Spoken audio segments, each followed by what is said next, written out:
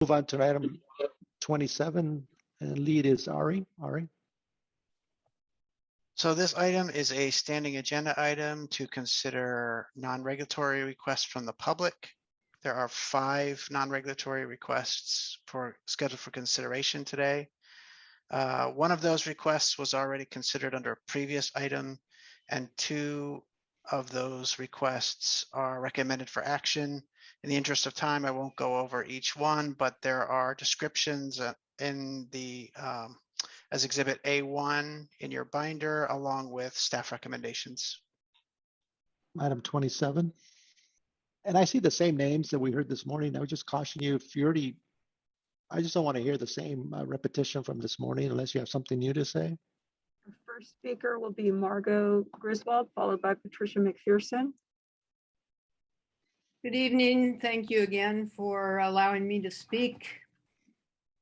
Restoration ecologist with 27 years. And what I would like to repeat is, what is the legal mechanism to require CDFW to adhere to the designation of the Ballona Wetlands Ecological Reserve relating to Section 630, Title 14 of the California Code of Regulations? The Ballona Wetlands was designated for the protection and enhancement of coastal salt and freshwater marsh habitats and associated species, including the listed endangered savanna sparrow. As Commissioner Bonham pointed out, the groundwater sustainability plan for the Santa Monica Basin subbasin has identified Ballona Wetlands Ecological Reserve as a GDE, a groundwater dependent ecosystem. This is a starting point. We are asking that the groundwater be considered in the land management planning for Brewer. But there is no land management plan. There was never a land management plan, even though they're required for ecological reserves. Where is the Ballona land management plan? It was designated in 2005. In 2019, money was set aside through Prop 40 to do a land management plan. We still don't see a land management plan. A land management plan is really necessary to inform a restoration plan. So there is no detailed land management plan, no detailed hydrology study of a wetland ecological reserve. This goes against science, and the proposed restoration plan goes against all the facts and predicted science. Thank you. I'd like to come in and speak with your staff, and so I will make that request, because apparently that's the only way you get heard. Thank you. Patricia McPherson. I'm Patricia McPherson, Grassroots Coalition. I'd also like you to acknowledge the fact that I was sent an apology letter for not being noticed for the meeting in August, which we did not have time to speak. So 2 minutes and less is just not appropriate. With regard to Director Bonham's comment that a GSP acknowledged that there was no harm to Ballona from water diversion, I would let him know that that is only true because we have just engaged with the groundwater, the GSA group doing this, and have provided a response and provided documentation to show harm, including the California Coastal Commission statement to Fish and Wildlife that they had harmed Ballona's hydrology for the past 20 years due to unpermitted groundwater diversion and drainage. And the Coastal Commission stopped CDFW from further doing that. There is more groundwater diversion and drainage that is ongoing. To address the chart that we have here, there is no legal mechanism for a Fish and Game Commission to revise documentation. We are asking, and our petition was for changes and for updates. For instance, the boundaries are inaccurate in what is being stated. The channel is not part of the reserve. The freshwater marsh is not part of the reserve. And yet decisions and codes are being written that apply themselves to these areas, such as the bike path, that is county controlled, that has nothing to do with the authority of Fish and Game in that area. Also, again, we would like to be able to come in and discuss these things with you. We've been here since this meeting started. We have been working on these issues. I have worked on these issues for 30 years. We are the reason that Ballona is there as a habitat to restore in the first place. When are we going to be able to speak with you? Thank you. I guess I'm a little bit confused. Commissioner Scalar, did you have a comment? No, I'm just I had to be out of here 40 minutes ago, so I'd like us to keep moving as fast as you can, President Silva, please. Yes, I don't understand what the petition is. And it sounds like they want to speak to Staff Director Bonham. If you can shed some light on this. Well, your staff is the better placed to define or describe the petition submitted. My understanding is your staff recommends not approving it. Okay. I acknowledge the passion that comes on this issue. I think it's a little surprising to suggest that passion hasn't been heard. It happens at every meeting for a substantial amount of time.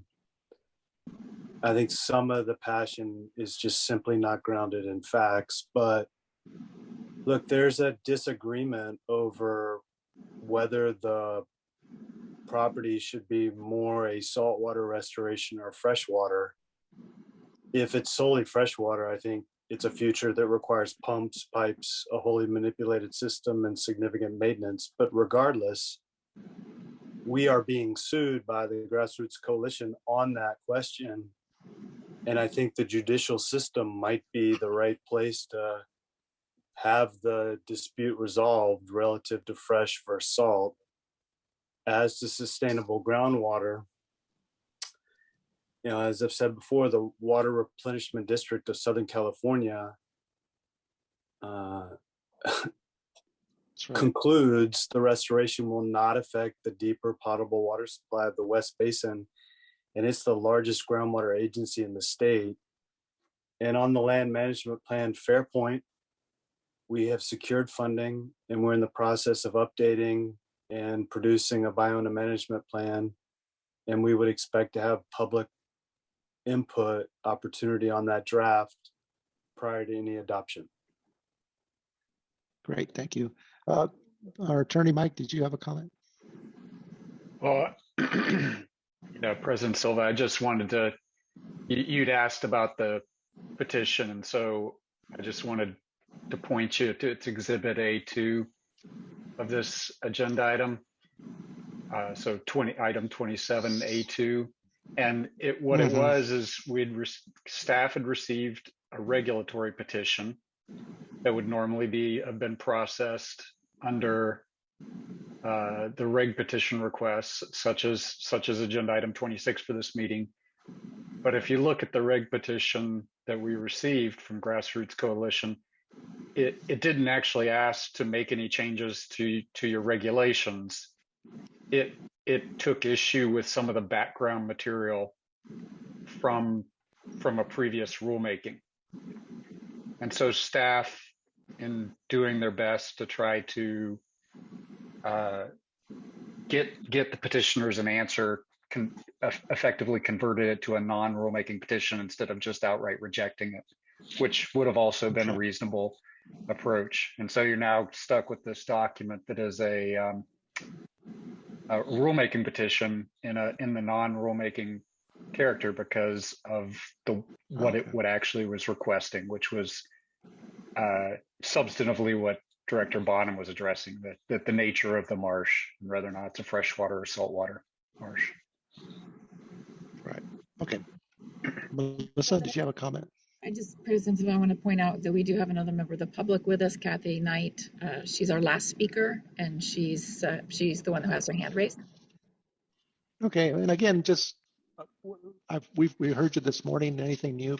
We can keep it to anything new other than what you already mentioned.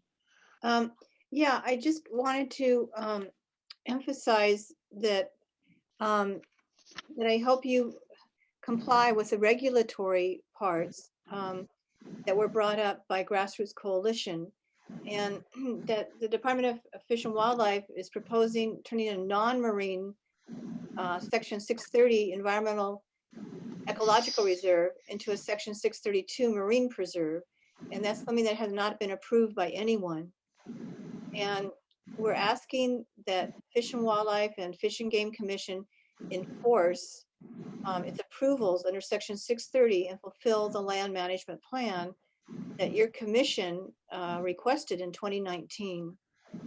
So it's very important that we keep this as a freshwater marsh because there's a major drought problem going on, and it's affecting humans and wildlife. And we need to save and protect carefully all the freshwater aquifers out there and not allow the ocean to come in. And a strategic plan, there's 5 lawsuits that have been filed. We need a chance to talk to each other.